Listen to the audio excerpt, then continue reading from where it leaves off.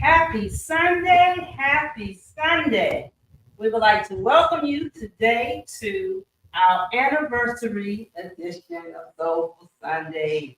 Yes, it is a year ago today since actually, what date was that? 16th. The 16th. It's the Sunday of it. And so this is the Sunday closest to that. But a year ago on the 16th, I was in conversation with Master Chef earlier in the day about bringing Soulful Sundays to life because, we're part of I Am It. And that was part of the me being a member with the chief. He was telling me was an umbrella to I Am It.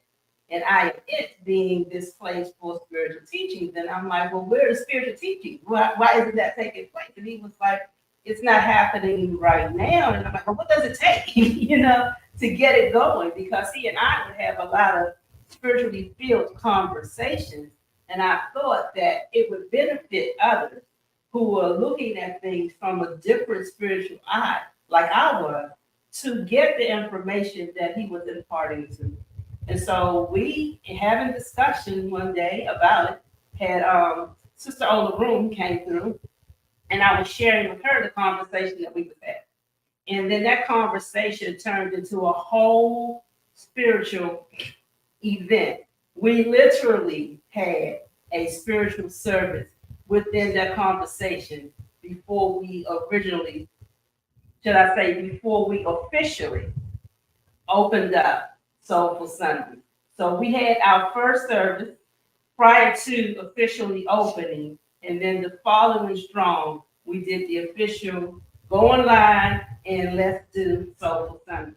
So for those of you who've been checking in, thank you, and welcome. For those of you who have just gotten engaged with us, and I just like to thank everyone that's been in person with us, everyone that's just been online with us, everyone that's held a good space for us to exist and it coming out to a successful outcome.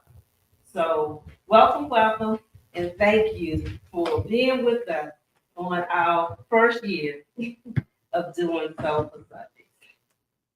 Now, that's it. Welcome to in-house guests. Thank you for being here with us. We're celebrating. This is our first year of us doing Soulful Sunday. So we are having a great experience and the gratitude for that. We're going to do a bit of a sound collage. So if you all want to grab an instrument, y'all know what we do.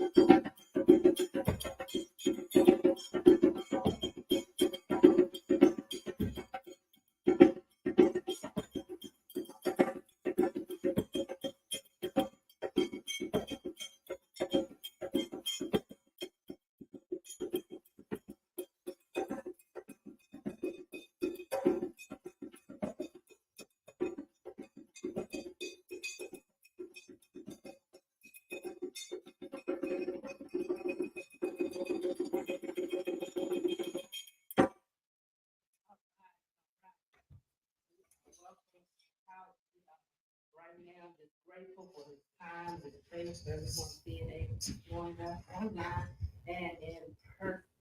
We are just in the space of gratitude, in the space of thanking the ancestors, thanking the spirit guides, thanking Mother, Father, God, thanking all of the benevolent spirits that are here in this place with us today. Thank you, thank you, thank you. And with that, I'm going to go ahead and ask you to do the vibration. Yes, we're in the mode of gratitude, of give thankful vibration, a vibration of gratitude. We specifically want to be intentional that we give thanks to our ancestors. Physical earth, on this journey, feel. We do that by symbolizing the pouring of the water, the earth, and the none of the spirit world and the material world. Before the water is taught by ancestors, now we're not shades for real, but being God now connection. So with that, feel free to call out your ancestors as we begin the pouring of the libation.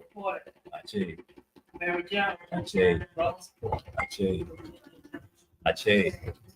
Ache.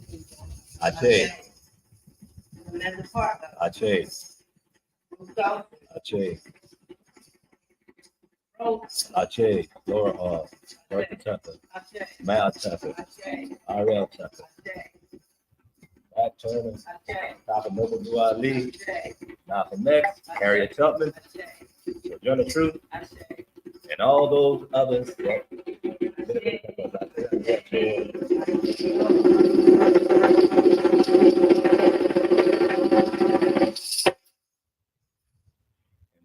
it with 3 invocation breaths. Deep breaths into the nose and out through the mouth.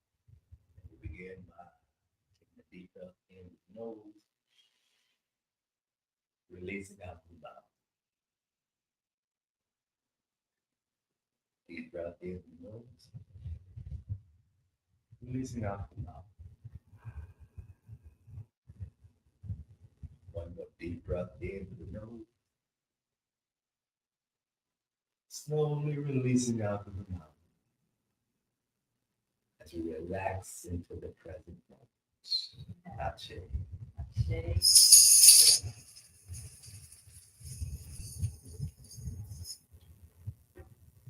Thank you, thank you, thank you.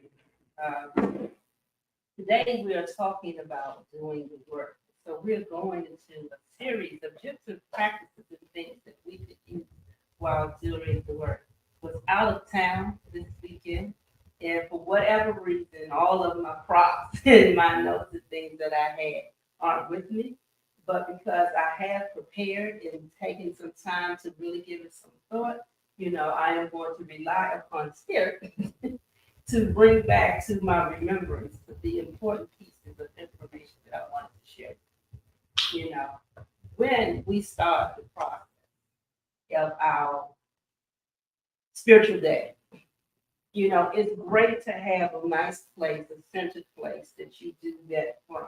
And that place may change just depending upon where you are. You might be home, maybe away from home. Maybe your job starts real early, but it's really great to be able to create a space to take that time to center yourself, to connect with spirit, and be in a cleansed, cleared area. So how do you do that? What is the best way and the easiest way would be one, just mentally set the intention. I'm going into this space. I'm clearing this space. I call into this space. The spirit of God. I call into this place. The spirit of cleansing. I call into this place. My highest spirit in connection to the ultimate spirit, so that we come together to create for us a cleansed, a safe space.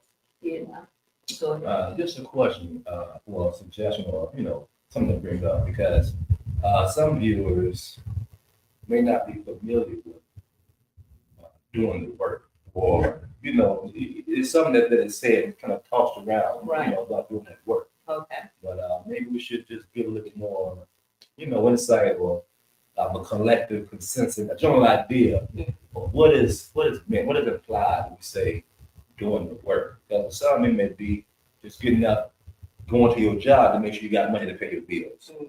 You know, because the scripture says a man don't work, he don't eat. Right. So for some people, doing the work is just about working so you can have food to eat. You know, or working so you can go on vacation or be successful in life. People, so there's all types of concepts about doing that work, putting that work in on your grind, on your hustle.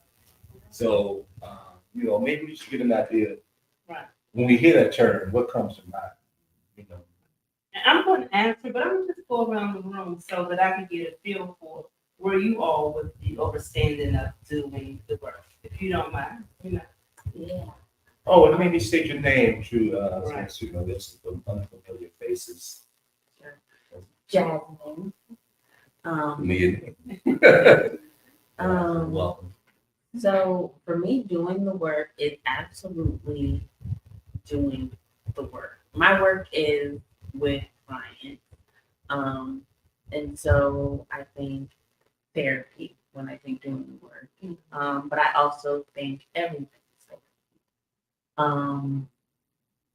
So the work is happening continuously, but if I'm intentionally doing the work and I'm setting myself up for success to do it, then I'm writing instant, right, to clear my space, and just trying to make sure that I'm in a headspace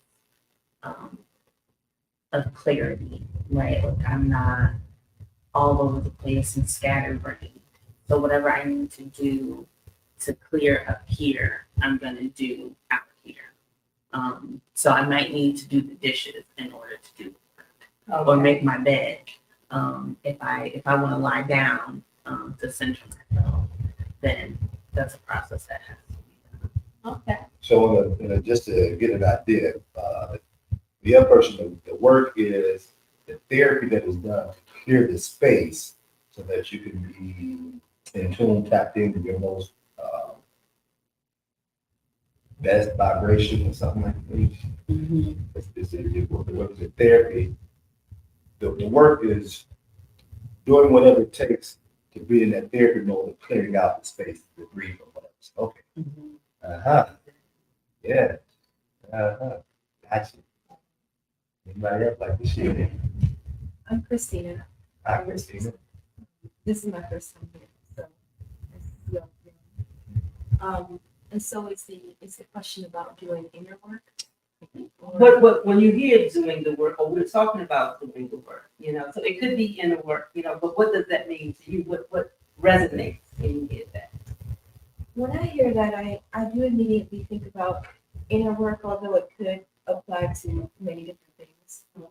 And what I think about is a multifaceted approach to advancing myself. That's something that is important to me because if I'm, let's say, for example, I'm trying to have a better understanding of the spiritual principle, I will need to understand different aspects of that so I can research philosophies or think within myself about how I can best think about this situation and understand that situation. But also there might be a devotional practice that's associated with that particular concept that I would then need to explore.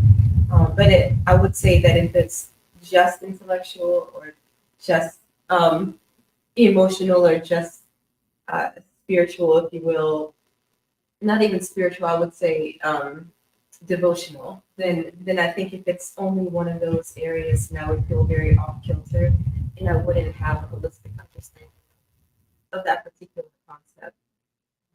But another thing that is important to me is consistency, because that's something that I have to actively tell myself to do, like to be, which is consistent with certain practices rather than scattering different seeds about and not watering those seeds. I'm sorry. Okay, so you said a lot of good stuff, you know, but bringing out the principles and actually doing research sometimes to help bring you in. So, you know, your doing the work is whatever it takes to make sure you are informed and properly equipped to do and achieve whatever it is that you're looking to achieve, especially within the spiritual realm. Yes. My enemy is necessary to better yourself Yeah. in all dimensions. Whatever it takes. That's, you go hard. Go hard. You want to work, yeah. Beautiful. You're there. For me, You want to share your name so that those who don't know who you are? yes, my name is Marcus. Um, for me, doing the work has been trying to break myself out of bad habits that I know I have. That has been also in a spiritual sense too, like bad habits that I have with thoughts. You know what I'm saying? Yeah. So I'm just trying to break myself out of having a lot of bad habits. But I'm realizing like that I'm focusing so much on the negative when I do that because I'm focusing so much on like what I need to always improve on, but like I'm like so critical of myself. It hasn't been like the spiritual path that I need it to be of like more like reaffirming and like helping me to change in a positive way and like aligning myself with not the problem but the solution, you know. So I'm like thinking about how do I shift like changing the way I think doing the work is because I think I associate work with like negative stuff always. And so there are no wrong answers, but what I really hear you even say it is even support for yourself. So you have already recognized I have this pattern of focusing on the negative. And you know, whatever we focus on, that's what we bring more to us. Yes. You know, we think about, oh, this is gonna be terrible. You're right, it's gonna be terrible because that's the thought and energy that you bring to that work. But what's wonderful is you recognize that is a thing. So doing the work for you is now reprogramming your mind to not automatically go to the negative. And I understand that because that's a challenge that I have because but my natural works has had me in management a lot. So my job was to go and find what's wrong so that we fix it before whatever we're doing gets out to the public. Unfortunately for me, that has become just a whole, like you said, a critical thing where I'm always finding what's wrong. You know, on every level. I'm finding what's wrong as I come in the house. I'm finding what's wrong as I wake up in the morning. I'm finding what's wrong, you know, when I relate to other people because my job, what has made me the big money is being that person that finds what's wrong. It was like working with OSHA, which was the inspection. My position as the person that go in and do inspections. So it was like I get the best money, finding the most problems. So it's like that's my job. Oh, this is wrong. That's a fire. That's supposed to be so many inches away from the door. That's supposed to be so tall. That was my job. That gave me great money.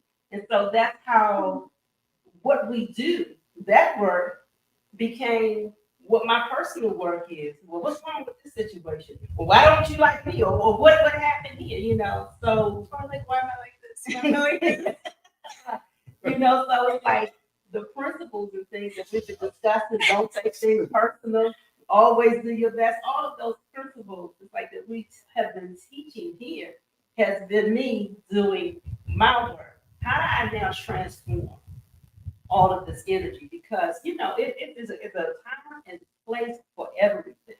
There are times where you need to be able to look and see and make sure you're on point for what it is that's taking place because you want to present your best. Or what we're talking about today, doing the work of clearing and cleaning and preparing so that you move into a great environment. And before I go pull all the way back into the topic, I'm going to give you an opportunity to speak on doing the work. Absolutely, good thanks. It's a collage. All that was said.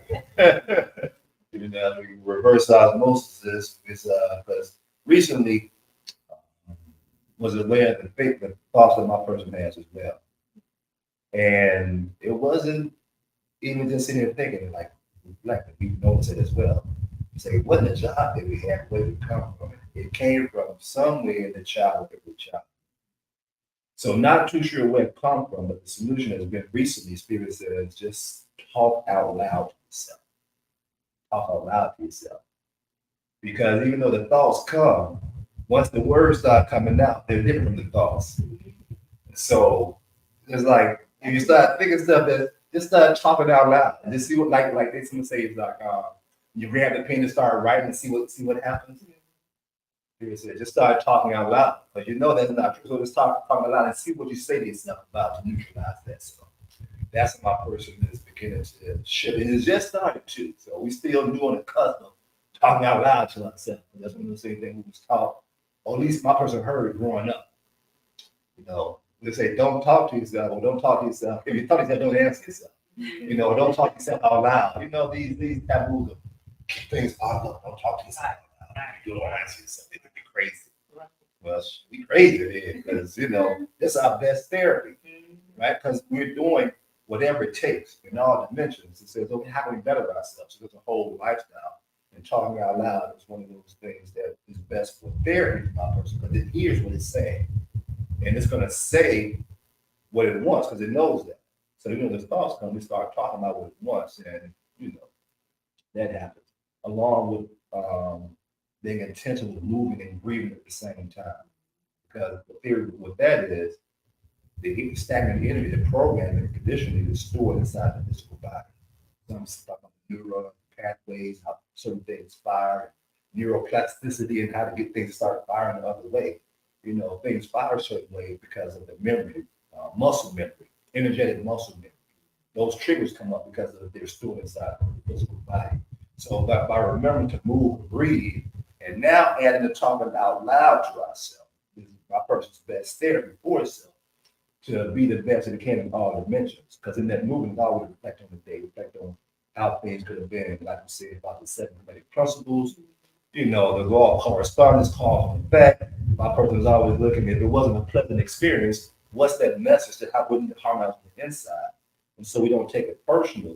We talk to ourselves, we can do this, we, you know, encourage ourselves, move and breathe, get the old stuff out the way, and tell ourselves what we want to do, which is our therapy of, which is our therapy of healing ourselves in all areas. So this is the work we're going to spot.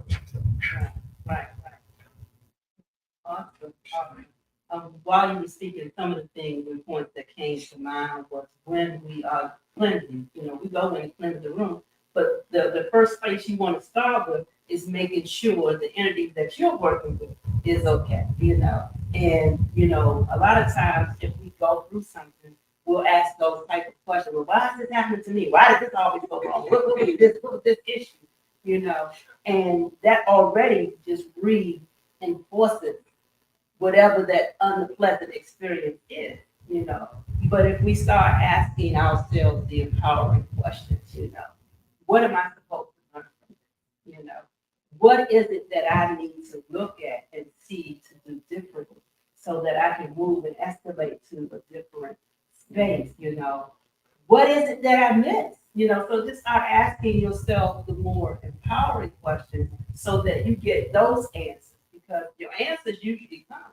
If you are, whenever you ask, because what always happened to me, then you will start bullet pointing all of the other times something bad happened to you. So those are the answers you're reinforcing yourself with. Well, you know, this is what you think about. So this is what you get. And so you keep materializing that. But if you go, well, what were the lessons I should have learned from that? You know, kind of like they say, we go to the same guy in a different body when we break up and you hook up with somebody else. And all of the issues you had with that other person, you find in that new person, you know, when you get to that place of you getting ready to break up. It's because those become those things that you focus most on. Those become those familiar energies. So you will see that. Now, the truth is, that person you end up with that may be the perfect relationship has all of those same things going on with them as well. But you don't focus in on that because they may do some other things that you really enjoy. So you spend all of your energy focusing on all of those things that they did well that you enjoyed. They do all the other stuff that the other person do. Most people don't do. Most people are just people, you know what I'm saying?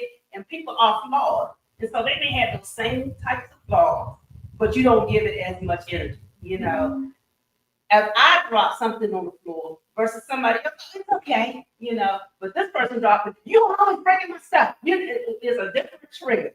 Somebody else dropped it, and the person you thought dropped it didn't drop it, and you done gone off on the other person. Oh, no, that person, my apologies, I just want to make sure. It's like, but we don't recognize enough, fast enough, that energy is there, but it's what we didn't focus our energy on. So it's like when we are dealing with self first, before we go in and start preparing our sacred space, we got to kind of make sure we're centered. And I like what you were saying earlier about, you'll sweep up and clean up, whatever it takes for you to be centered. I personally can't go in the kitchen and cook if there's a lot of clutter, there's dishes and stuff all around the space. That'll shut me all the way down from wanting to cook. So I'll have to go in or send somebody else in. Hey, you need to clean your dishes, or you need to put this away. You need to put all of this up, because energetically, it's like it does something to me. If a place is cramped, small, not clean, it's like no, because my mind will think about bacteria and think about E. coli. It'll think about a whole bunch of other stuff that's going on, and I'm like, and there's no respect and love given to the space. I don't want to cook in this space because I know energetically that's going to affect the way my food tastes. I didn't spend as much time putting as much love in that because I'm trying to get out the kitchen. The floor's sticky. I mean, just me. I'm like, I can't have these things. But now imagine me being that same person in the spiritual realm. If I haven't cleaned things up, if I haven't put things in order, it's like I'm gonna take some shortcuts. I just don't feel comfortable. I don't allow myself to go through what I need to go through if I haven't properly prepared myself to go into the space. So what does that look like? For some, it may be meditation. For some, it may be just sitting quiet. With meditation is really anytime you set intentions to do anything. So meditation is what it looks like physically, may be different. Some might sit with their legs crossed, but I could walk down the street and that could be meditation. Or like a chef saying, when he's breathing and moving and intentionally, that's still a form of meditation. Just washing the dishes and making the bed. Right. That's a form of meditation for me, believe it or not. That was one of the things that I would love to do. Something about the water, but I would do a bunch of dishes when I'm really, really stressed.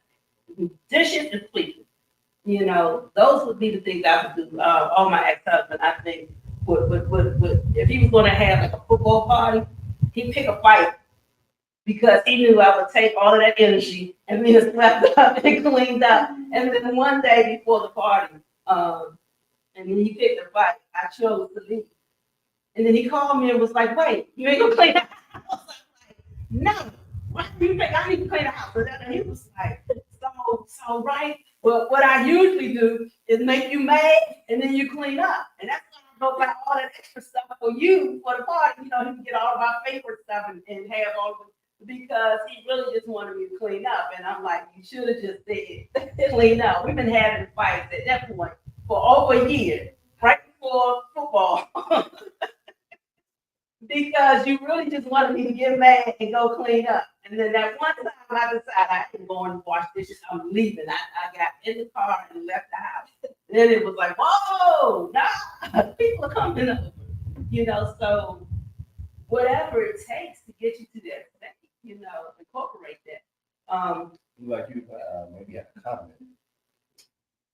No, I'm just digesting everything she was saying and agreeing with a lot of it. That's all. Yeah. Be hidden, but I don't resonate. Yeah. And at any time, if you all want to chime in, feel free to share in your space, because I know sometimes in that moment, something might come, like you said. And then after I keep talking, you might just. So this is very informal. This isn't about just me preaching to you, It's just talking about how I apply principles, and how I apply principles may work with you, or it may be completely opposite. You might be like, the last thing I'm going to do is clean up. And I'm not, that ain't me. As a matter of fact, I might add some mess until you call somebody else to complete it, So it might be different, things for different people. But you start with substance. You had something to say? Yeah, well, just to share what President was trying to she says programming from corporate work life to self-love life, big shift, is deeply embedded in psyche and affects every part of life's perspectives that are CHAN, dot, dot, dot. New actions have new results. So I'm not sure that CHN dot, dot, dot is. I'm wondering if you say changing. That or channeling. Yeah, so maybe you can have some clarity, President of the rest of it is programming from corporate life itself was a big shift. We got that. Right. We can get a new psyche, so mental, emotional aspects. New actions, new result. You want some different, do something different. You want something different, do something. With that, it just, to me, just, I feel like more so when I was speaking about my job being to go and find stuff that's wrong. And then that being just my practice, just in my personal life, always looking and seeing things wrong, This ain't right, this needs to be this, why did you do this, why wasn't it this way, But to be able to transfer that into a more positive space, so that I'm not looking at people and finding things wrong, but more so, in the past couple of weeks, I've been really trying to practice. Hey, listen, what's happening with the miscommunication? Because I was looking to see this take place, and this didn't take place. What could I do differently, or what do I need to communicate so that this takes place, opposed to something else? Like just in coming in today, cleaning up and sweeping up and preparing the space before you all come. A chef pulled all the drums and things out before I got to see this side of the room. And so I said to him, so just going forward, can you let me sleep up before you pull the drums and things out so I don't have to try to maneuver around all of the stuff that you put into the floor. I just like to come in and sweep up and be safe. And so he was sharing why he pulled them out, just trying to be able to make stuff happen in a good flow of time. And I'm like, so I feel like your response was defensive. How can I have presented that differently to not put you on defense? And he was like, we're going from some old program, So we had a conversation, just talk about it a little further.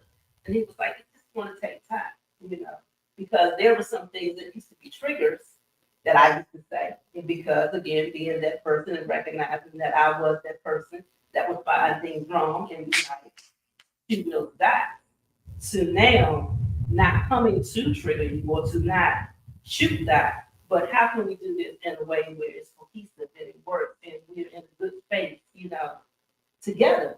So when we come online and present, I ain't like on a down low mad at you, but I got to sit beside. Not that that's been a practice at all, but I know that could be a space. I ain't mad at you. I ain't trying to talk to you, but now we want to edit. Trying to tell everybody else how to be. When on the real, as soon as we get out here, I ain't talking to you again. You know what I'm saying? But that's not the space where you get something. Yeah, just offer clarity. There was two separate conversations. Okay. Triggered conversations in the kitchen, part of the sound. Okay. That was when the defensive conversation came up. With the sweeping, it was my person responding was suggesting sweep before, because before your person runs the stage in the Palo Santo, we took some time and then it started sweeping afterwards. The person had already started setting up. So the initial response was, if you sweep first before the saging, then once the sweeping is done, my person start putting everything out and set things up. So that's what we talked about. Well, it makes sense for our person to sweep afterwards, because sometimes when you're going on the stage, sometimes the actions may fall on the floor.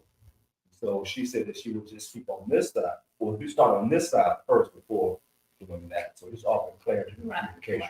Okay. One was just communication, just getting understanding. The other was communication, but again, it didn't sound that's Right. And because that happened first, we're coming on this here. I think that allowed us the space to talk more about this is what's going on. So now I'm not feeling like, okay, you just coming back at me because I said something, but it was like, this is why I do it. But this is how we can accommodate. So we both get to the space. But that again is doing the work. Because another time, you know, there would have been some other energy at the beginning a year ago. You know, there would have been some other energy. But because we have both been personally doing the work, and that work being what does it take to bring us into harmony so that we can serve and be able to serve from a good state. And so what we've been talking about, what we've been teaching are actual principles that we're working and applying to ourselves. It's like when I was in church, the people always say, well, they say the message comes to the preacher first, you know, and then the preacher would expound on all of these things that should be happening and things that need to be cleared up, you know, in that church work. Well, in any aspect of life, your lessons come to you first, you know. And what makes a lot of us the authority is we have practice, we have experience, we have a whole bunch of intentions set in making those things balance. So we start by making ourselves balance first. I personally really appreciate the nature of our relationship because there's not a lot of times when you are in a relationship, you know, in a romantic relationship, and then you break up and you still, you know, friends, you still have doing stuff together, you know, so much so that you share the same space, you live together. Even though there was challenges in the relationship, you know, which, you know, you know how relationships go, when those triggers come up and you know, everyone's triggered by something, you know, so it gets really intense. But to okay, but there's a bigger picture here. There's spiritual work because we on the same path, regardless of the relationship, Right. we're on the same path of doing the work of becoming the best we can become. And because we have so much in common, you know, how can we learn from the experience of in relationship and learn and take that into how we work together and just build upon the lessons we came to get. So, you know, here we are, real life experience of, you know, just moving through it, working through it, doing the work for self so that it manifests in relationships. And once this is done, it doesn't matter what the relationship is now because of so much history and so much being triggered, you know, to be able to resolve those things that, hey, world, what you got now? You know, we ready to we're not triggered about nothing now. So that's the stand my person take. It's a beautiful motivation, inspiration for personal growth my person being, you know, this close proximity on this journey. I think doing the work is also acknowledging when someone else is actively doing it with you and knowing when to step away when that's not happening. Right. So, like in relationships, knowing it's difficult to find people who you're able to easily communicate with about difficult things and doing the work of maintaining those relationships when it's easier to not, right? And appreciating the full aspect of the relationship, right? The good, the bad, the ugly, the difficult conversations that were easy to have because you were both willing to do the work together. It's so incredible to me how I feel like a lot of the spiritual work we're all doing is with our relationships with other people and like how much we're growing from like interacting with other people. Because like at the end of the day, it can't just be about you being with yourself and that solitude. Right. Like we literally need Right. people to like reflect not just who we think we are, but who we actually are. Right. It's like we really do attract to us who we are. And the worst that you see, if they in your close circle, the worst that you see in that person, it's in you somewhere. Whether you want to acknowledge it or look at it, you know, it's in you somewhere. It's like I recently had an altercation with someone, you know, verbal, not like a, but it was energetically tense, you know. But what that person was accusing me of, I felt like, well, just the other day, you were doing that just the other day. But here it is. Here's a reflection, live and in person. You know, you feel one way about something I'm doing, and I felt that way about you doing that the other day. So now we're mirroring each other. What I took away from that was, let me go home and look at what I do and how I can do it differently. Because what she said out loud, what she expressed, someone else may have felt the same way, you know. So now I can't just be, well, you know, I have to really look at self and go, how do I fix this image so that going forward, I get a new reflection, you know? I don't want to maintain and continue to do the same thing over. How do I fix it? How do I switch it up so that it goes to a higher vibration? Because at the end of the day, I'm here to be of service. And I want to do the service to help others, but I'm got to work on me. I can't tell you how to do something that I'm not willing to do. You know what I'm saying? I can't require you to vibrate high, but I get to stay on the bottom realm, or I made it here. This is as far as I go. It's like every day I want to grow. Every day I want to be stronger. Every day I want to be able to present something to help heal community. That's what I came here for. Yeah, I have my own personal ascension, but I know I'm a person of service. So how can I help you? You know, that's me. Cleansing. Any other thoughts? Anybody else want to share before I move to the topic? I'm gonna.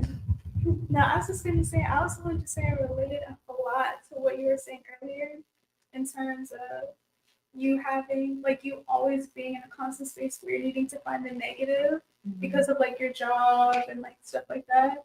Just because that's what I feel like I do all day, or when I get like at work and when I get home. Like I'm just always trying to like damage control. Right. Like right. I'm always in that space of damage control instead of like growing. Like you know what? Right. Yes, like that's what I'm trying to say. Like I need to shift that. And I like that you gave it those words, damage control, because it's not like you're seeking to belittle or berate anyone. But at the same time, you might see, oh, but this could be better if this was done, if that was done, you know. But what I am learning to do, even though my intention isn't to berate or pull anyone down, to listen to how it's affecting them. Because sometimes being that boss, you know, we all have a boss at some point in our life that we did not care when that boss came around. We had to endure for the check. It might have been. You know, you endured for the check, but there would have been ways maybe in our minds, well, I know you my boss, but you could have said it this way. You know, I know you my boss, but you could have come at me the other way. You could have done that. And so when you can really feel in that space, am I coming off as the boss? Well, let me think about that, you know, because I know that I triggered him in the past. You know, that's why I had conversations today. So could I say that another way that make you feel defensive? Because I'm really just trying to communicate this. And for us to be able to have a conversation in real time, like it's a beautiful thing. Because it was not that way another time, you know. So it's like I'm appreciating where we are. So yeah, doing the work. All right, so the I was going to mention this critic. Triggers, they're not good or bad. Most people associate with being bad triggers. Anytime someone says something, says, oh, something as a relationship comes up, that's a trigger. And the trigger from the comment about some people who are, it's easier with people who are doing the work, you know, to have conversations about things that are challenging. And also to tie it in with sometimes when we see our reflection, you know, somebody doing something and rubs us the wrong way because they're showing themselves. mm-hmm. You know, whether they're doing the work or not, even people doing the work, we still be triggered by that because of our own journey and our own situations and experiences. And so, what my person was reminded of, it sees it as the person is working with this to cultivate the work of cultivating such a devotion of manifesting this unconditional love and compassion that my person does not become moved, triggered, you know, in a way that's a lower vibration or vibration is not pleasing by what someone else does. And ideally, my person is because something happened inside. But at the same token, by reflecting on that and aligning that, resolving that issue, they can still do the same thing. My person will not be moved.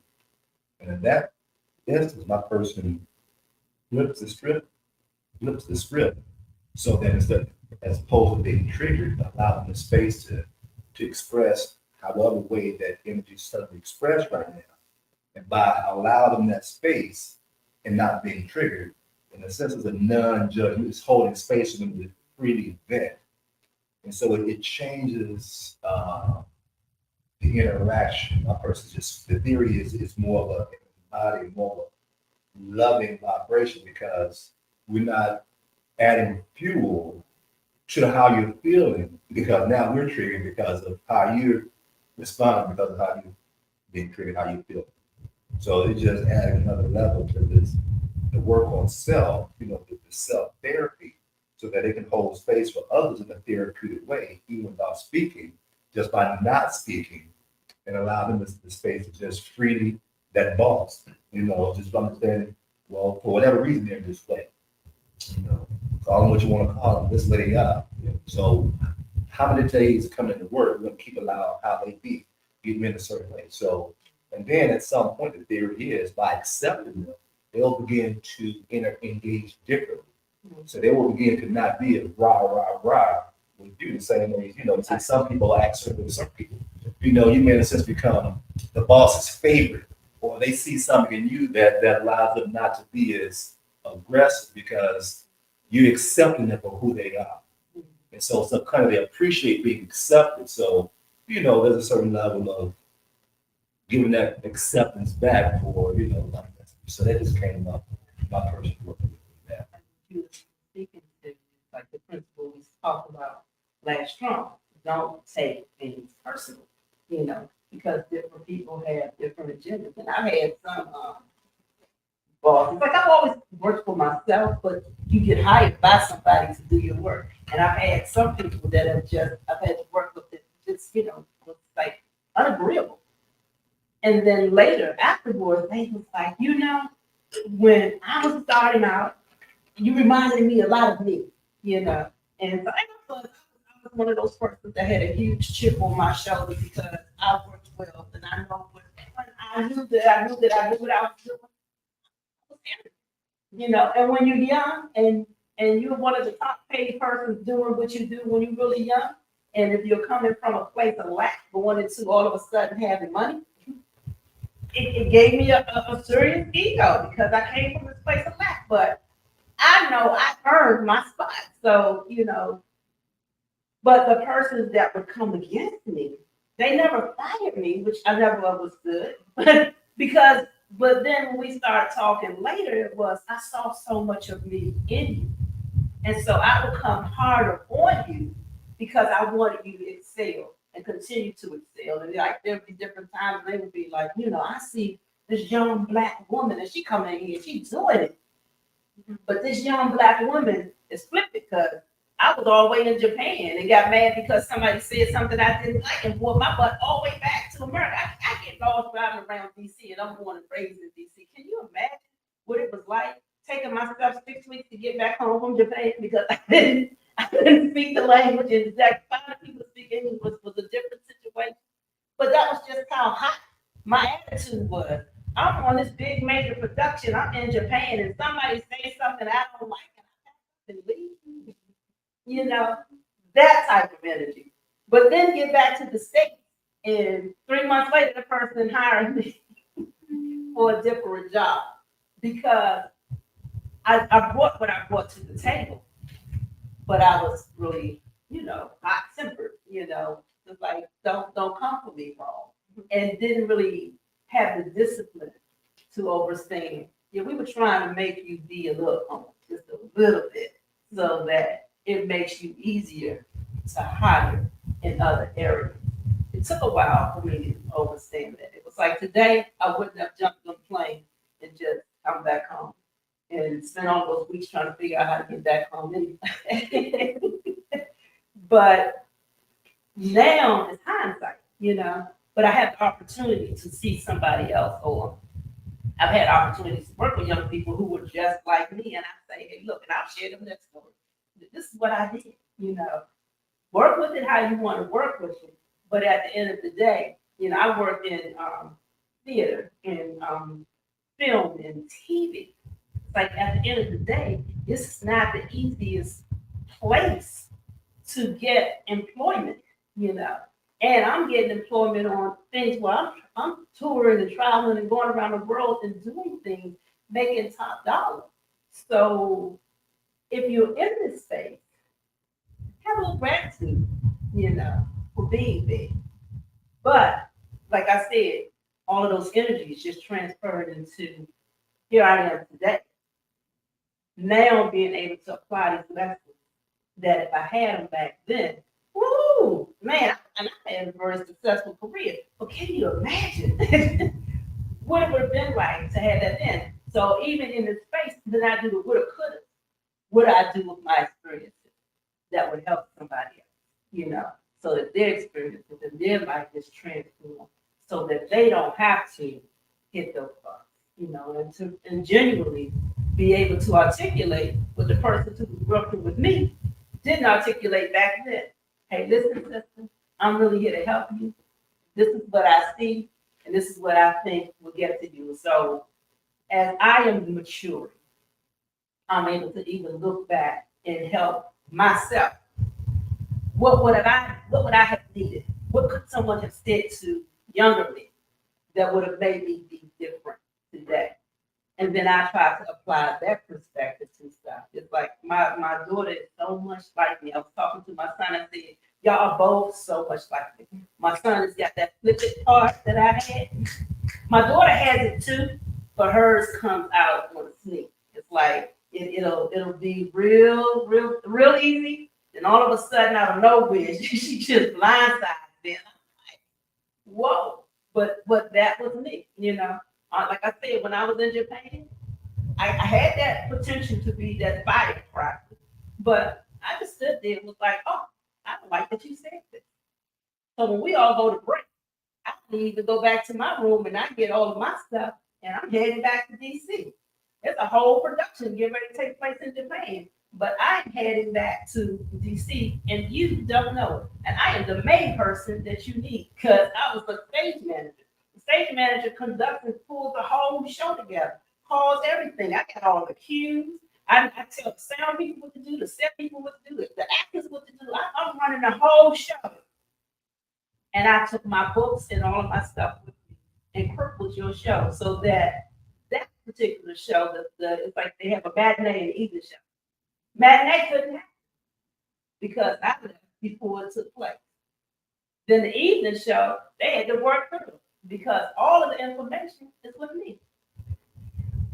This person may know a piece of what I'm doing, that person might know a piece, that person, so that you sitting in a meeting, trying to now reconstruct what I brought to the table, but that lesson was a learn for them and a learn for me. Because after that, they didn't give people round trip tickets anymore for shows. It was like, we'll give you one when you get there. When we get ready to go back, you give your ticket back. Because it was too easy for me to just take my ticket and roll out. Especially when you got an open ticket because they make it open because they didn't know how long the show would run. And so you don't want to be stuck in, you can only come fly back, with your ticket on these days. If your show's doing well and they get a, extension to it, you want to be able to do that. So it was like a learned lesson on both sides. And that's been like a running joke whenever I run into any of the friends and stuff. It was like, oh, we get ready to go on tour. But we only got that one-way ticket, right? Just to know the ego of that. And I'm like, wow. But I am grateful for all of the opportunities that I had to learn and grow. Because, there'll be millions of stories that people will share about stuff that I did that messed up, but they were able to flip it and make it positive. And so if I look at that being all of the turmoil, all of the things that I've done in my youth, being able to flip it and make it positive, looks like Soulful Sundays and sharing those experiences. That makes it relatable to people. That makes it like these principles really aren't so hard. But doing the work is just that, dealing with those things that we may personally feel hard, or maybe challenging to me might not be challenging to you. You know, you might be one of those persons that can just be quiet and assess the situation and allow things to be. Well, my personality would be one of those persons. Oh no, did you hear me? You know, but where does that come from? That comes from being in a large space and not feeling it. And so if I look at where that comes from, then I don't need to force myself to be heard and just always say, when it's required for me to be heard, I will be heard. You know, when it's required for me to be quiet, I can be quiet. I don't have to continue in that thing. So that's the wonderful thing. Doing the work. When we all complete with doing the work, we'll talk about some of that cleansing power. So one of the main things I was beginning to speak about is what space do you go into when you're cleaning, you know, and why it's important to have that clean space. Like even if you take a moment to meditate on your desk at work, you really want to clear any clutter, wipe down your desk, you know, just be in a space that's clean because whenever there's clutter, wherever there's dirt, wherever there's dust, there's stagnant energy. That stagnant energy, whether you realize it or not, has an effect on you. So you start with clearing that space. Like when I come here each strong, I sweep up before we come into the room. Because whatever is blown in from the street, whatever energy is attached to that, I clear that out. You know, I sage, you know, I'll use the sage first and I'll go around the room counterclockwise, you know, speaking to whatever energy spirit may be in here, you know, that they know this is the clearing for you. Here's the space for you to go ahead into whatever other realm you need to be in, but not be in this space. So I use that with the sage counterclockwise. Then I use the polyocentral stick clockwise. And I'm inviting energies in. I'm inviting the Holy Spirit to rest in this space. I'm inviting our ancestors that are here to support us to be in this space. I'm inviting, you know, well, you can invite the God of your understanding to be in your space because the polio is the thing that attracts the good energy.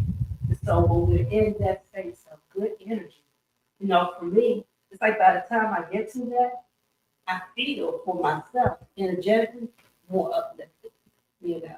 And so after I do that and I'm sweeping up after that, you know, but when I'm sweeping now, I feel a little more uplifted place. You know, for me, I'm taught to use the straw broom mostly when we clean. One, because it's organic.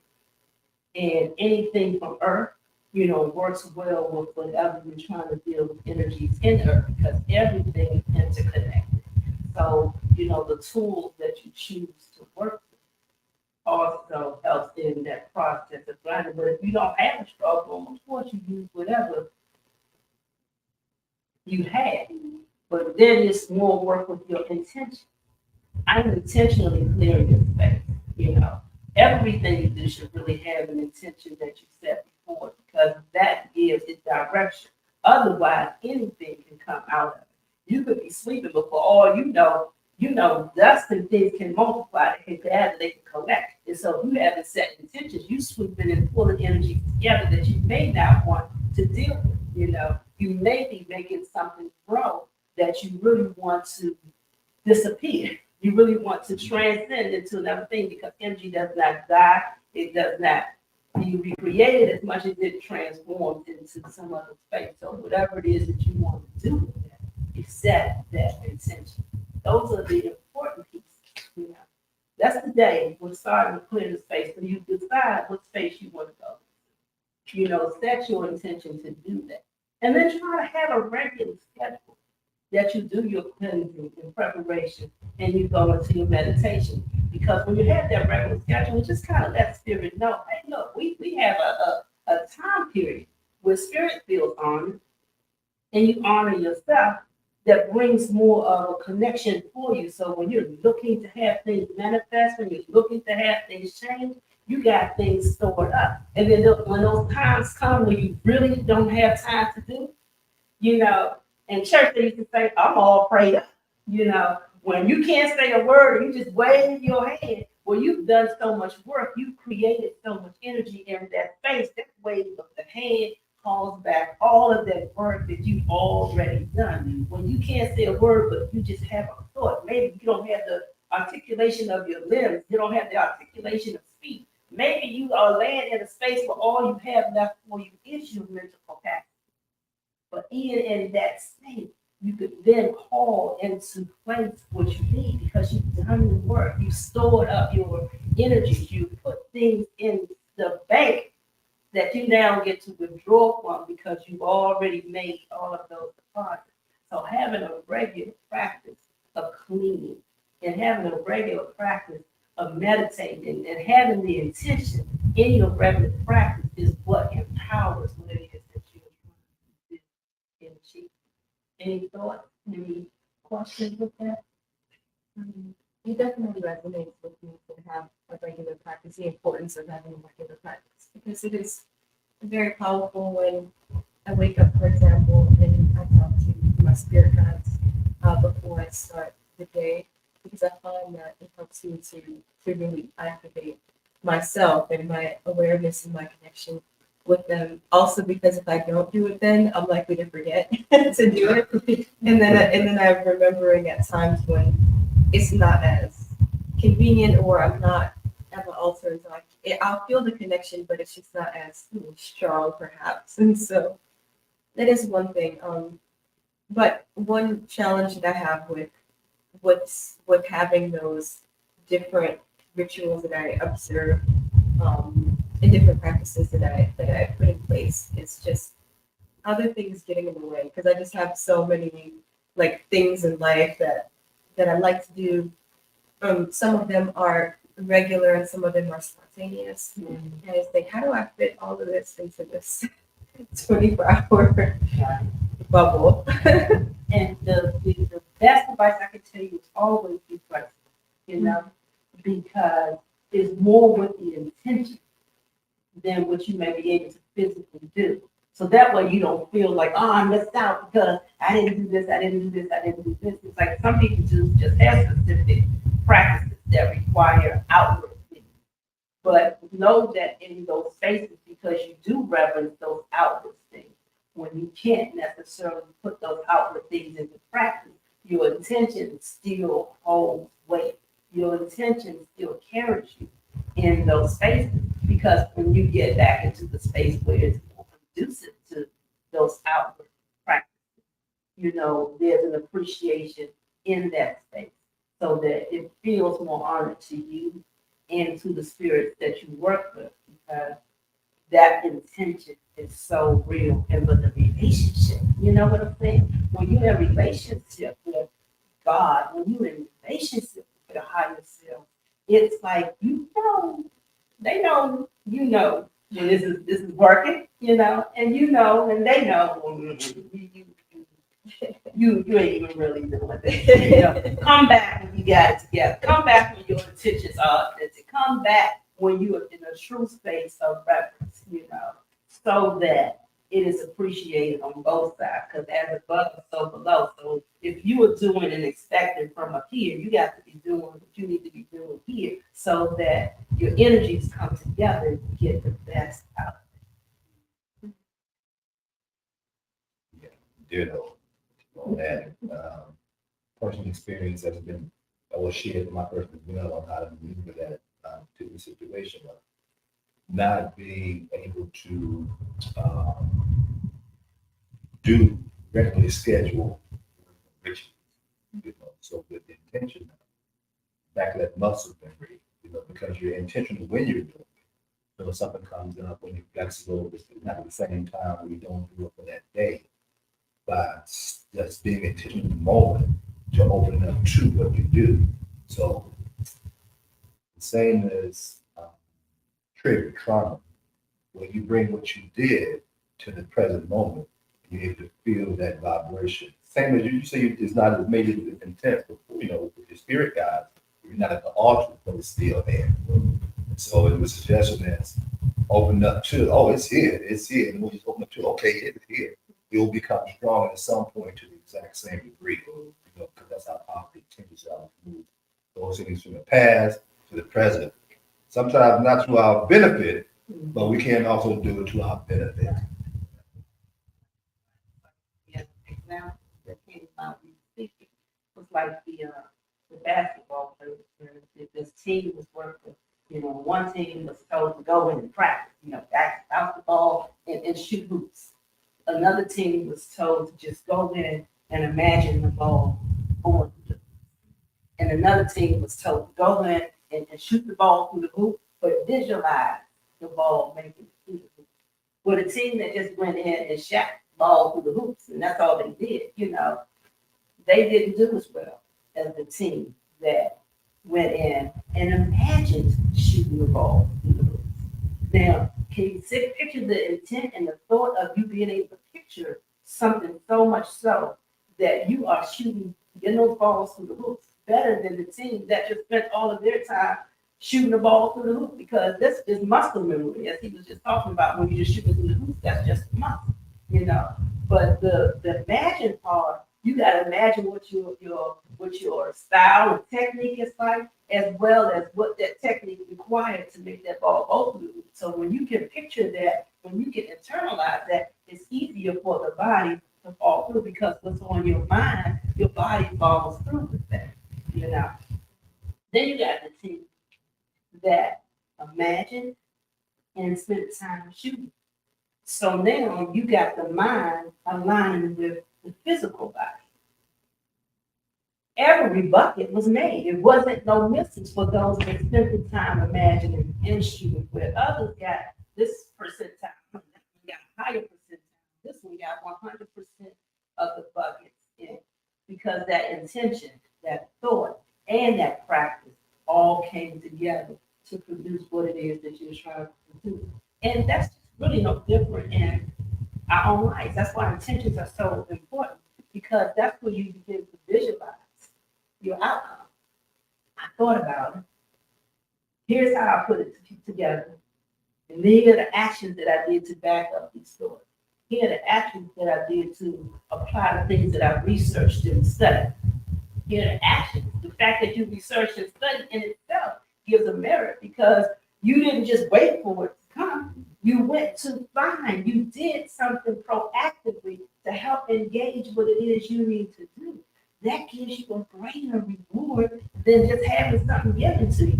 You may retain more when you get some things for yourself than you do try to use clip notes, because clip notes are usually because you haven't done the work and you want to have an answer right now, and so it doesn't necessarily stay because you haven't done that work. Clip notes also summarize whatever the greater information is, so you get a piece of the blessing instead of all of the blessing, because you decided to go with the clip notes. You get a piece of the rewards instead of all of the rewards.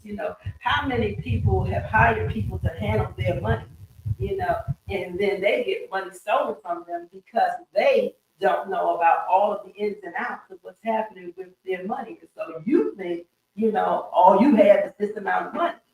But had you known about all of those ins and outs of your money, you would have been able to catch. Oh, so you take it, but I agreed to pay you and some more and report back to me these figures, because you haven't done the work. So the investment in doing the work and preparing your space for the work is having that place that doesn't cause you stagnant energy. That's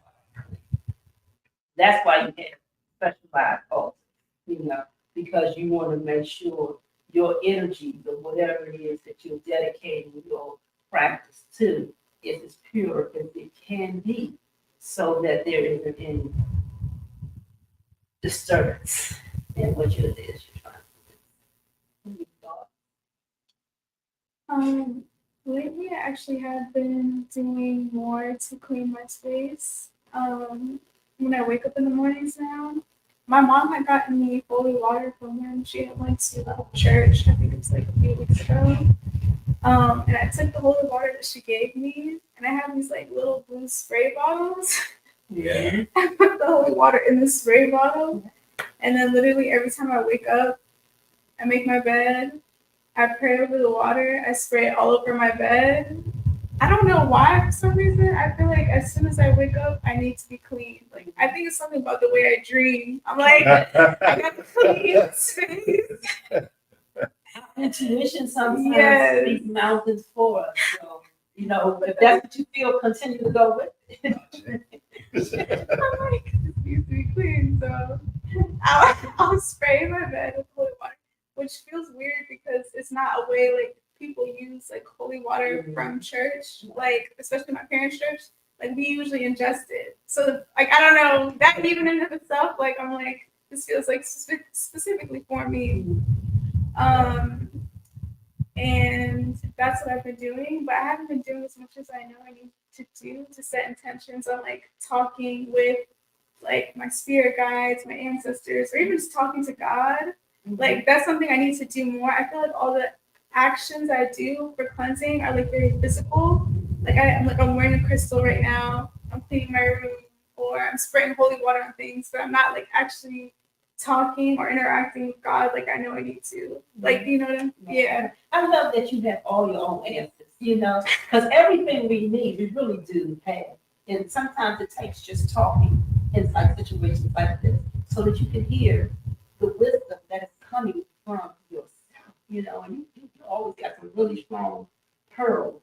And I don't want you to, you know, take lightly what you're presenting because you are presenting the answer.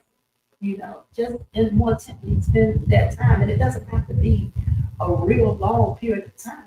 It just needs to be a consistent, intentional time that you set.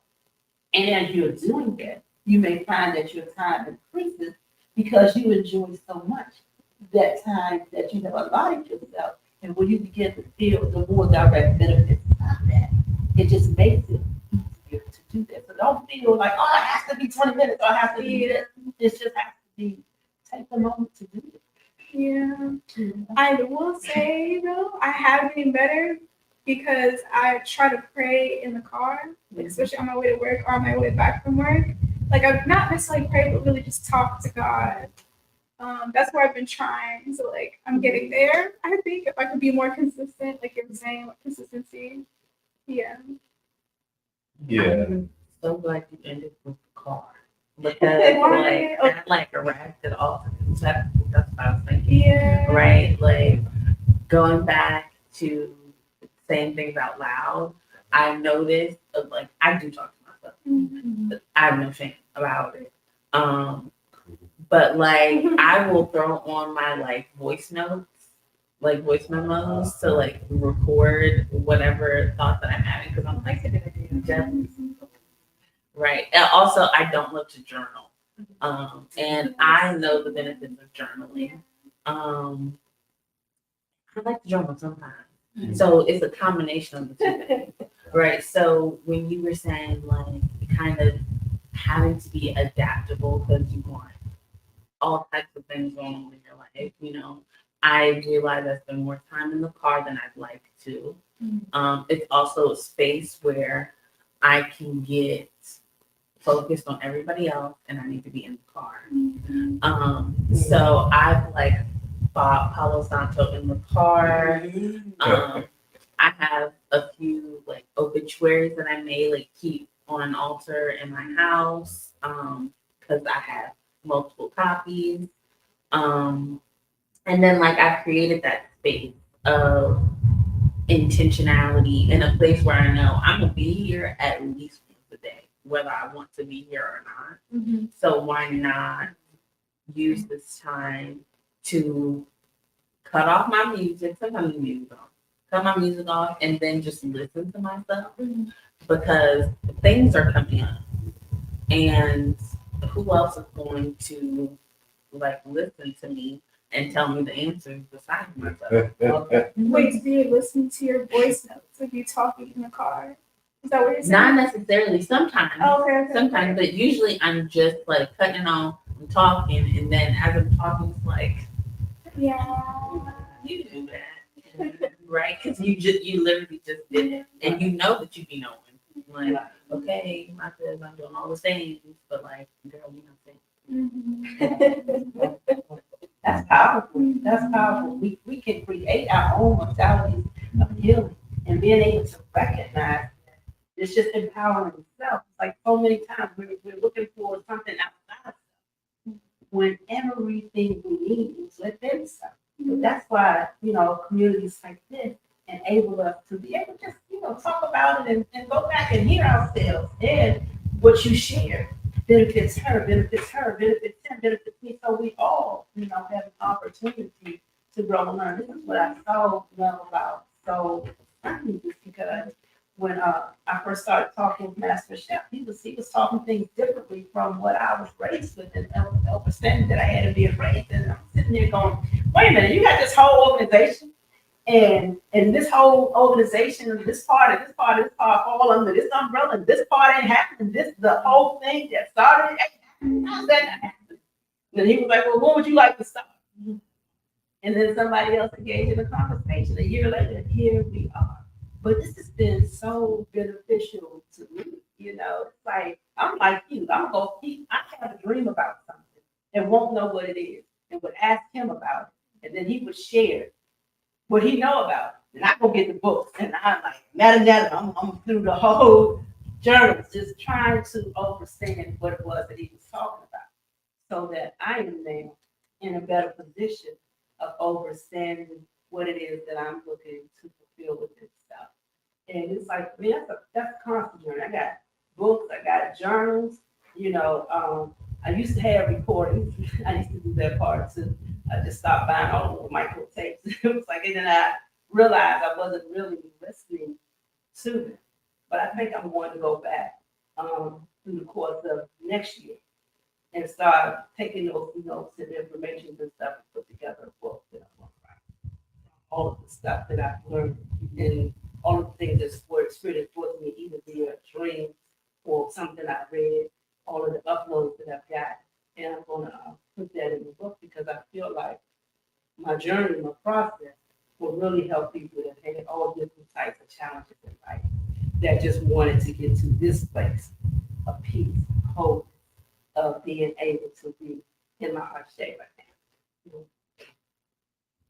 I just want to add to your person's excellent state of being where it is right now. We always being grateful for whatever we're doing. There's always something positive, beneficial to grab. So one person I heard you speaking about was do a lot of listening. Even to use the holy water in a different way, you gotta be listening to something different. So you tune in, so you're doing these things on the outside to facilitate a place to listen on the inside. So now you're saying, okay, we listen more. Now we can maybe even, ask a few questions here and there a little bit more to get even deeper into what we should do. So you're doing great at listening and just increase the communication. We do it. Yeah, you're right there. Yeah. Yeah. Excellent work. Thank you. Doing my best. Yeah, it's so good things. Kudos. Like I said, Everybody. like I said, when you bring Yes, it to you the are. table, Yes, you are. helps the whole. And I just love this when people come with energies like you all, just like, okay, we're here. So thank you all for coming out. So next strong, we're going to talk about. You mentioned your altars.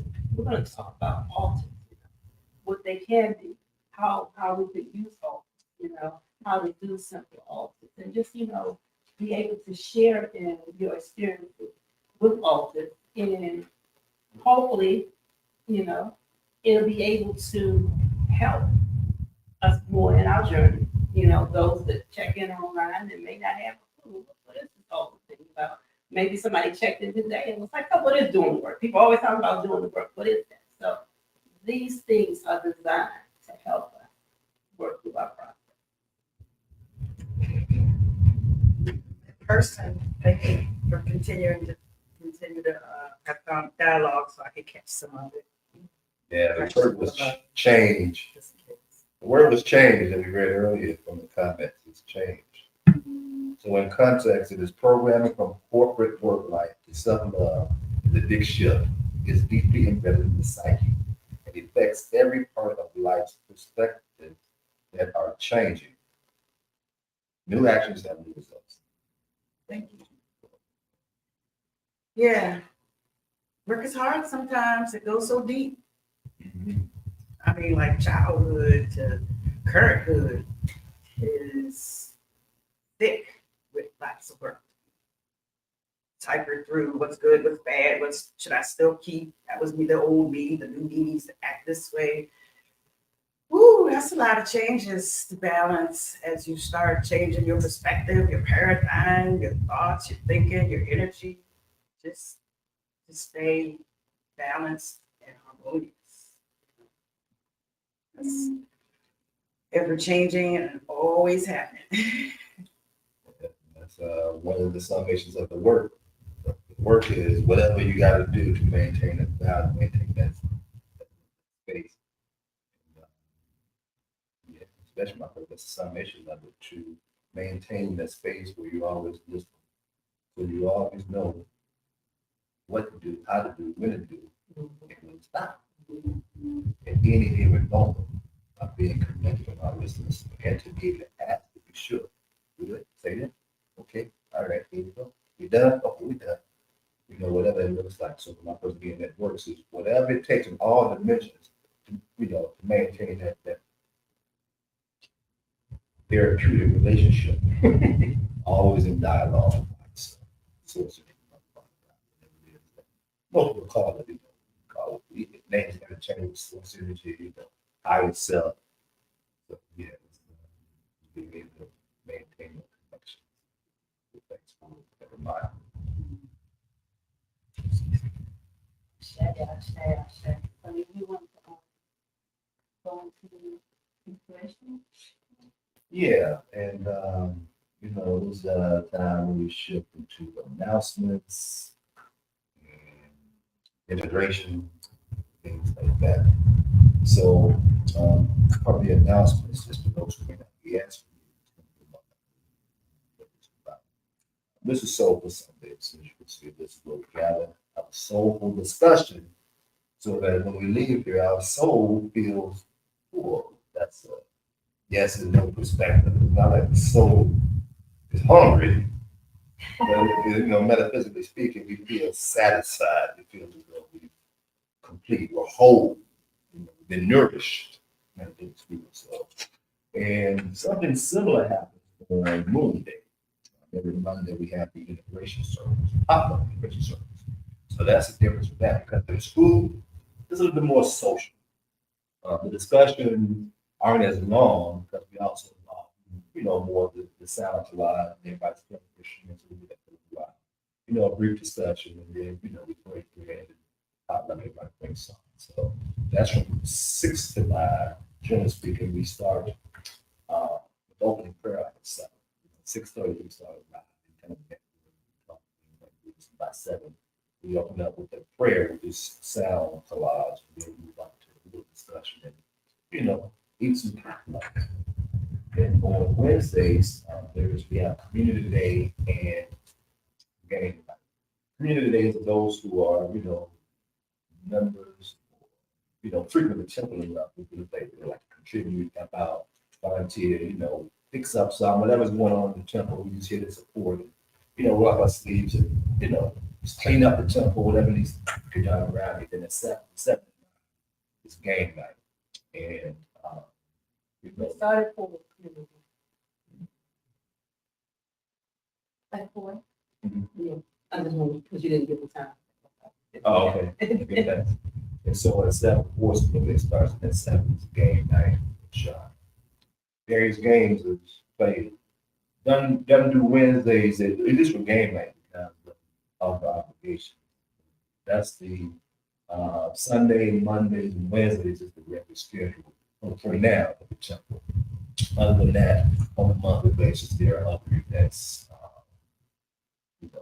different ceremonies, and those usually may take place at the other house. which is more of the Sacramento space. Once a month, we do the sweat lodge, we do backyard over there, and also the sweat lodge on a Saturday, close to the fourth sweat lodge, and also ayahuasca ceremony. The plant medicine, medicine, and teacher. And there may be other, mushroom events from time to time, mushroom ceremonies, it's different plant teachers that we involved. We teach from nature, but there's also combo, KMBO, which is more of a detox procedure, not as much as a psychedelic hallucinogenic, but it's more so done with a purging of the people. So all these things and more can be found on templemother.earth.org. There's a lot of, like on the mantle there at the fireplace, there are a lot of those are the things around that they have the code. So if you want to join the Telegram community, as well as even, make a donation to the temple. So that's also a cash box outside. Something there for the temple.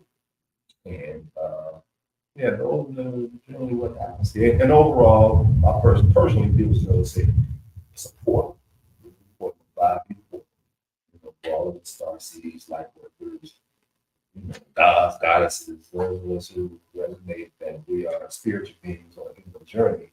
So we come here, and it's the same as in a church. You go to church on one day, you get fed and get around saints, believers, so that you're the rest of the 6 days you're out here in the world, what they call facing the devil, facing the evil.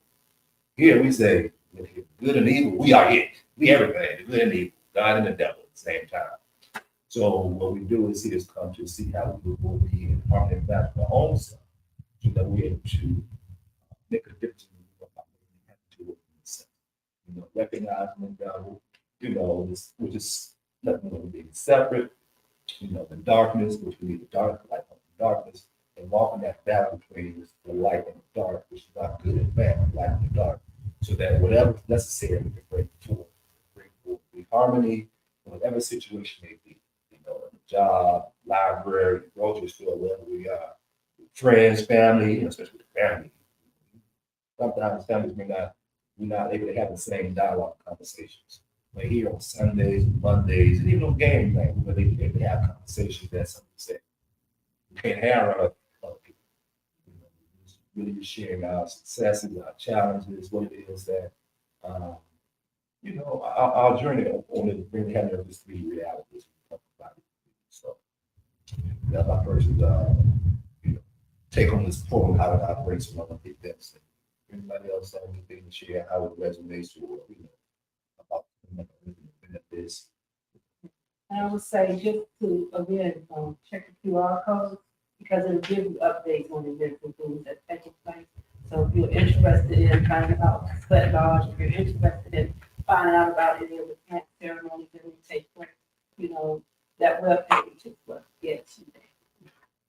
Also Eventbrite, lots of Eventbrites on the schedule. So Temple Mother Earth on Eventbrite, and you'll get details and specifics in both those places.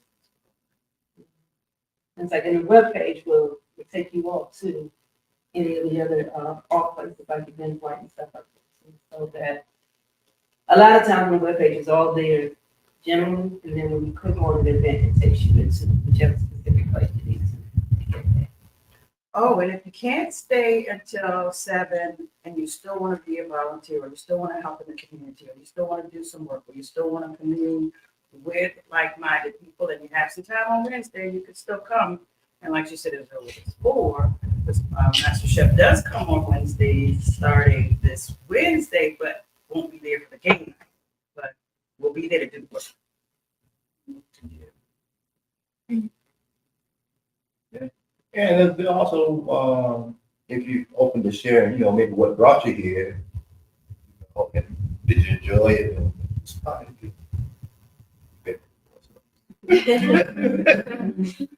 Well, I was looking up comedic teachings in DC, and And I searched on a big website and then I saw that y'all had something today. And so I think I found that yesterday. And I was like, okay, well, I'll check that out. And I like the conversation that we've had today, and it's very, I can tell that you put a lot of positive energy into the space. So, so that's always very welcome. Yeah, I enjoyed it. I might come tomorrow. Dinners are usually fabulous. Like everybody contributes something pretty much healthy, mostly green or mostly vegan vegetable. But it's usually the soup. Master chef has been making, let's say vegetarian meals for years, and he's perfected this soup that we end up having on Monday nights, like we kind of mandated. Are you going to be doing soup? And, he said it as a question, but we really meant, you're going to be doing soup. And it's usually very, very tasty. What kind of soup is it? Split pea. Okay, all right. Yeah, split pea soup. Highly recommended. Yeah, my grandma's soup, and she made split pea soup. It was kind of very, warm hug and a kind of a wink to grandma. But everybody else says it too, so it's not just me. Yeah. Like I got two favorite dishes of here, the split pea soup and this chickpea salad. I'm like, I'll be all day ready. You want to share? Oh, so it's my second time back with my therapist. I feel like I had just a good time the last time. I love the energy,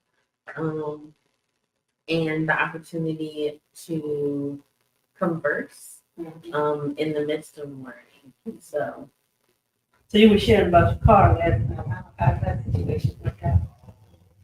just traffic.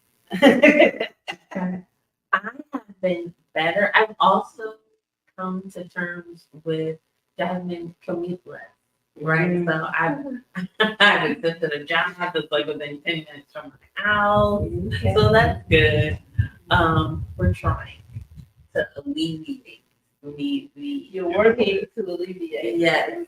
yes, the outside stressors that cause my inner turmoil. Yeah. Welcome to the club. I About that remember work. most of that because every time I'm behind the wheel now, and I want to yell at the people, I think about what you shared and be like, yeah, I was identifying with you. All right, Precious, it's okay. I'm down to only hit the horn twice on a ride. So if I'm driving in, I'm like, I give myself 2 times to hit the horn. Where before it be a coach, I'm like, it's green. And it's like, so now it was like, I'm not gonna say I'm just not gonna hit the horn. I'm going to say I'm going to limit it to 2 times. But with me having that space for 2 times, more often than not, I don't hit it at all because I'm like, I don't know what my. This is me in a situation. There might be a more pressing situation. I need to hit the horn, so I'm not gonna hit it. That's going through my head when I'm behind the wheel. There might be a more pressing situation because it looks like there's a lot of traffic up this street, so I'm not gonna even hit it. It's just like a reserve that hit the horn. and what usually happens is it dissipates. So by the time I get up the street, I didn't get to hit the horn. I'm like, oh, see, I didn't even hit the horn today. To me, that's a win. It doesn't matter that I had to restrain earlier because I wanted to save that for when I really need it, And if I get one, maybe I can get the 2 in one. Out of the 2. Question. Has your person identified any other areas of life where metaphysically hits the home Yes. that you have to share?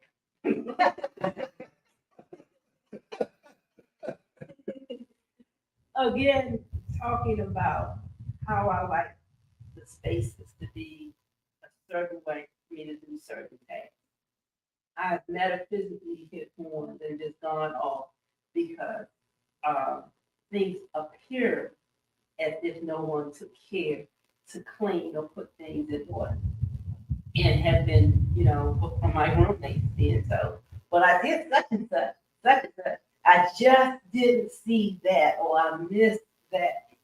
So I'm now pulling back and trying to look for what did get done, what changed to the positive before I just go and hit the horn, because I see this one thing out of place. And it's like, and I know I did that to my mom, because my mom would come in with white gloves literally and check our room when we said we have cleaned the room. And if she rubs her hand on the floor with a white glove, you would expect that's going to be dirty, right? But that wasn't the expectation from her. So we had to, mop and clean and make sure the floor was clean. And then I would take a white glove across the floor. That was just how I was raised, because my mom had all the children wanting to clean house. Anyway, for me to now be in a space where it's like the other day I got a little upset with one of the roommates for not washing dishes that was sitting in the microwave. And the roommate was like, well, I didn't know that the dishes was in the microwave. But I cleaned this, I cleaned this, I cleaned this, I cleaned that, I cleaned the other. And afterwards, I said, thank you for what you did. Because I did that. So that's the space to answer that question. I hit that home because the dishes, all of what you did was overlooked because you didn't wash these 2 dishes that was in the microwave. So I can relate to the mama part, because my mama did the white glove thing too. But I'm a related I can relate to that part because that's how she was about cleaning. Good gracious. But the part about the driving, like my mom taught me to drive, right? And my mom was a speedy driver. And she would, bah, bah, bah, bah, and say all kinds of explicatives. And I inherited that as a part of how I learned how to drive, right? So then I taught my daughter how to drive, and now I see that in her, like, bah, bah. And so I had to start realizing, like, what in me decided, because I had to change that. I didn't like driving like that. I felt on edge. I felt a lot of this wrong energy. I was tuning into other people's energies that I didn't even want to deal with. Like, so I now recognize that when I drive, I like to leave myself extra time to get there so I can like mosey on along and have that energy about me, like, oh, everything's good, everything's wonderful. Oh yeah, you can go ahead. Oh yeah, I'll whatever the case is, I become a more happy-go-lucky driver. I give myself more time, so I'm not stressed. I don't have to like, hurry up, I'm going to be late. I don't have that energy. I just have it like, and even if I am running late, I am now. I can say thankfully, I'm at the age now where if I'm late, I'm just late, and you just gonna accept it because I made it. And so I'm not stressing about what they think about me walking in the door late. I'm like, hey, I'm here, because I could have something else, whatever the case is. I'm just happy that I made it to my destination, safe travels, blah, blah, blah. But I barely even hit my horn anymore, unless I can see that the person is like on their cell phone and they want something. And I'm like, bye, because they need to be known, they need to catch up with the real what's going on right now. Like you're driving, you're not just sitting looking at your phone. So, but yeah, I had to change that energy about myself. I would get stressed. Like being late made me more stressed than anything else. It really brought out the extras, like, the touchiness, I can't talk right now. I'm tuned into this traffic thing and energy, That's like, I don't have that anymore. And that just didn't feel good to go back to that place. But when I visit that, I recognize, I'm so less stressed. And I'm so blessed that I have decided to pick what I would like to reflect from my mother's energy and her trainings, continue. That doesn't, it's not embedded so deep that it can't be uprooted with something of a good value of it, oh yeah, I can, when it's time to get there on time, oh yeah, I can do that. But I don't have to push myself to that place every time. And I've just decided to do it different. Like I feel like with me, it's not even about a late thing. It's just I want you to drive because you in front of me thing. I could be early and you sitting there in the light is green. Why are we still sitting here in the light is green? I don't even have to be. And so it's like for me, the work is really real on. One, I just don't like driving. I like having a car because I like being able to get from point A to point B, but I would prefer that somebody drove all the time. It's like in my future manifestations, I'm just gonna have a so that I don't have to get one. Well, until that manifestation and Precious has to go by how to be able to drive herself, just taking the lesson and really intentionally making that shift vibrationally when I'm behind the wheel. It's like when I first got my car and I'm driving and I had my dad in the car. And as soon as the light would turn green, I shoot out, I shoot out, I shoot out, I shoot out. And so we got to a red light and he turned to me and my dad always called me by my first name. He calls me, he says, when the next light turns green, I want you to count to 5 before you take off. And so I sit there at the next light and I'm counting, like he said, before I took off. And this other car runs the light and flies through. Had I done what I had done every light before he told me to stop and slow down before going through the light, that car would have smashed right into my brand new car and tore it up. That's how fast that other car came flying through the light. And then he looked and said, so you see, you don't know what the other driver's intentions and practices are. So by you flying through the light, you set yourself up for those who don't honor the red light. That meant a whole lot. So now what it did for me was allow me to not have to fly through the light, but energetically I'm working through, not even making it a thing where I'm upset that the light's been green for 20 seconds and we still haven't moved. And there's 4 cars up front. Why is that car up front not moving? And why is nobody else taking it move, and to even be in a space now where I'm looking to understand why it is so important to move when I don't have to take that time. Okay, when I had a sports car, the takeoff of that is like, as soon as, from a stoplight or whatever. I think that is one of the things that really, I got a thrill or a energy surge out of pulling off like that. But I also feel like, me in my mindset of the Mosey law, I'm actually tuning into some stuff, but I'm not harping on hurry up and move. Like this car is gonna as soon as I get out of this position. I just kind of had to get rid of needing it to happen every time I took off because I have a fast car. Even I have a fast car now, and sometimes all I gotta do is tap it, and it's like, and so I have to realize, okay, this is what I really prefer, a smoother ride, a slower beginning, gives the, everything to start time to catch up and move. But I, at some point, didn't like driving. And I said, oh, I'd rather be driven around. Oh, I'd rather have somebody to drive me. And guess what? I ended up on the bus. So be specific, right? To be specific about that. You would like to be treated like royalty. You want folks to come, add in the specifics. Yeah, because I got to that point, I can't stand driving. You know what? I love driving now. I had to change my mind on it.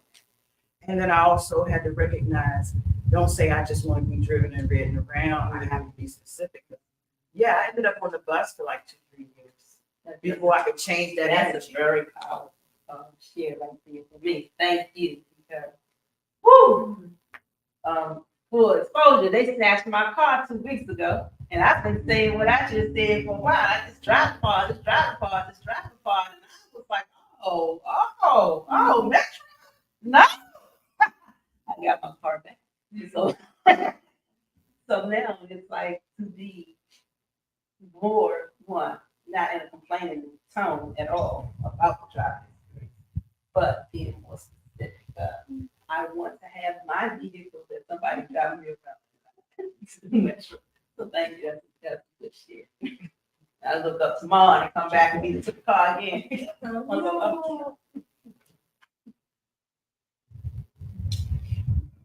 Thanks, that's what that horn brought out. Oh. Don't be so mad. Oh, no, the metric. This is out. If not spirits. Right. Yeah. So just one more announcement before we officially get a break. Elder Iwasawa, Dr. Hughes, Dr. Message, beautiful spirits. I give thanks for all of you, all of who you are. Please invite all to attend the monthly Elders Edition African Dance and Drum Culture Healing Session for the community on October 29th. No experience is necessary. Its focus is worship with the body to heal thyself. And this is Dr. Hughes. Precious mentioned earlier about the IMH and Collective Health Initiative. Dr. Hughes, Collective Health Initiative. Herbalist in the community, also a master drummer, and he teaches West African drum, West African drum with creating Soulful Sundays. Also on Mondays too, but this particular announcement is about Sundays. The drumming starts at 2 p.m. 2 to 3:30. Now 3:45 is the dance class. What's that traditional dance class? So, and on the 29th of the month will be teaching the Elders Edition, and which is not as rambunctious as the more youthful dances are. So, if anyone is ever interested in taking West African dance and or drumming, that's available on Sundays as well. Starting at 2:00 with the drumming, at 3:45 is West African dancing. And that in itself will heal, as you mentioned about the healing of the body and connecting the ancestors, whole experience, for those who have experience. And what you were sharing about the dance, not, being as rigorous. It's like you get a workout, so don't feel like, oh, I don't want to go. That might be, I'm more advanced, because what happens is the way she works, you have the opportunity to start at whatever level you are on, and you still gain from the experience of that. I have a challenges with my right knee. And to be able to, I took the dance class when she was there specifically to try to work the right knee, because otherwise I usually just sit with the djembe and play the drums.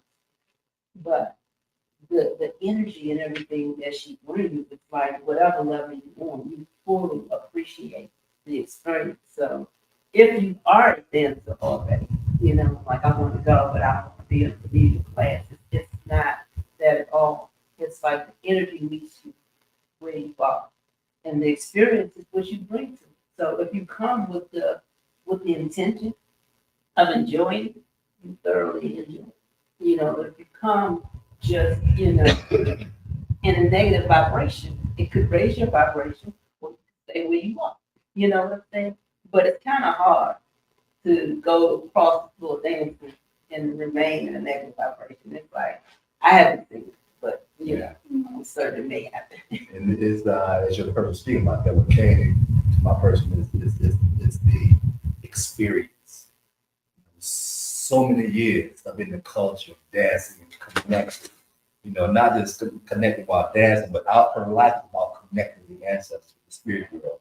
So dancing is just another, like my person wearing the crystal, is just an outward expression of what's already on the inside. So she bringing all those years of experience of connectedness into rhythm and movement. It's a feeling that's, it's Like different. David dancing unto the Lord. That's right. But we got clothes on the feeling.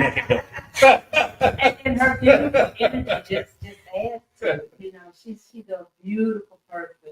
That energy, her love and embrace. It's like, oh, you feel like when you meet her, you feel like, oh, grandma known forever. Yeah, It's like, you don't meet her for the first time when you first come to her. It's like you meet her in that space where y'all known each other forever. She's been taking care of you. She's been feeding you. Like that's just the energy that she brings.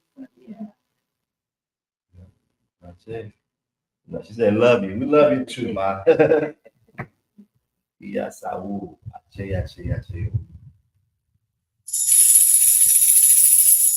And with that, my integration time, my integration is just, this is symbolic. Everything is symbolic. You know, with our intention of integrating the discussion from the day. So, I would like to mention that there was an annular solar eclipse yesterday, and that energy brought both Libra and Aries, and the Libra energy is bringing it all coming to a global kind of effect. If you see that, the politics and the global activity is rising up right now, it has a lot to do with the cosmological, astrological effects that we're getting. Libra wants you to balance things out, but Aries wants you to make priorities first. So it's going to put you in positions if it hasn't already, which I kind of did a live Heart Happy Hours of a channel that I have on YouTube, Love Plus Heart Equals Wellness. If you get a chance, check it out. But specifically, on a micro and a macro level, that energy is affecting us. So there's a lot of things that need to be balanced out, that need to be more harmonious. Your self-love, you're putting your priorities in place. You revising your routines to be more effective in loving yourself and maintaining that balance. So just on a global level, the whole world is at that place where we're all trying to balance our energies in a more harmonious place. So I just wanted to mention that in case anybody else is going through that. I'm Virgo just before Libra, so I'm heavily impacted by it. And I am one that likes to be more harmonious and more diplomatic and more, balanced with how I deal and tackle with things, at this age of quote unquote elderness. Elderness, not elderly, elderness. I felt I felt a rising at this past birthday. So I kind of feel that elder energy coming about a little more. But just to say that everybody's going through that rebalancing now. That's what Libra season is about. The solar sign itself, when we're in that season, when Libra is actually the sun sign, we're all in that season together. It's the season of us trying to be balanced, trying to do things that get us back to a more even keel and purging things. Eclipse is also good for new starts, but it's also good for purging the old and making new. One love, thank you for allowing me to share. But cosmologically, we are all in that balancing act together. Shay. Okay, there's balance within. It integrates all that was shared out loud and within our own thought that come, as well as the residuals, the aftershock that make discussion, sometimes you reflect back, more insights. We just take this time to integrate all those that are beneficial that we receive so that it may come out. We integrate them so that we can live them, be that by the word. This was we say, right on, amen, and ache.